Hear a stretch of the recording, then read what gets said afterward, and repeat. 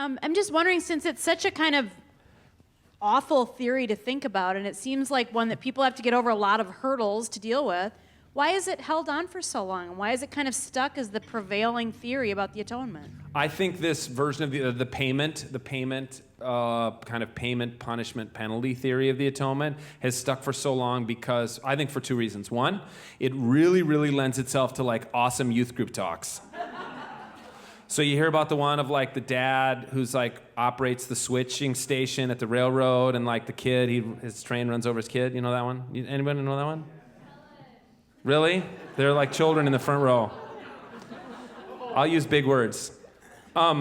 So there's a dad, and he like operates a switching station, and there's a train coming down the tracks, and he has to switch it. There's like a fork in the train tracks or whatever, but the bridge is out.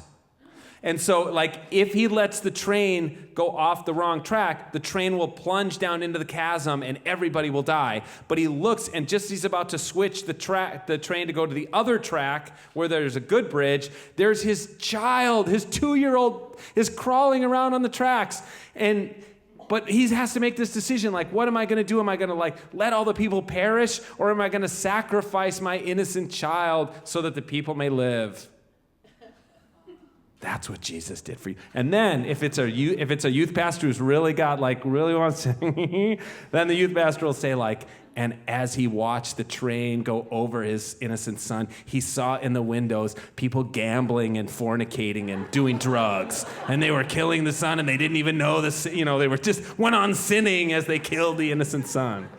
So like, makes for great like stories, right? And it's also because look, we live in a time where we, like everyone in this room, we have more laws over us than any human beings in history. We live in the most litigious culture ever.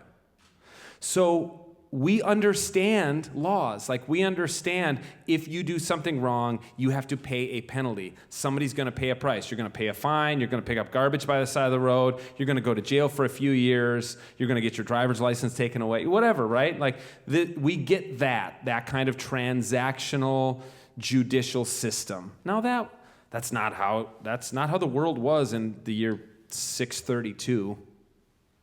There weren't laws like that. There was no constitutional law. There was no police force.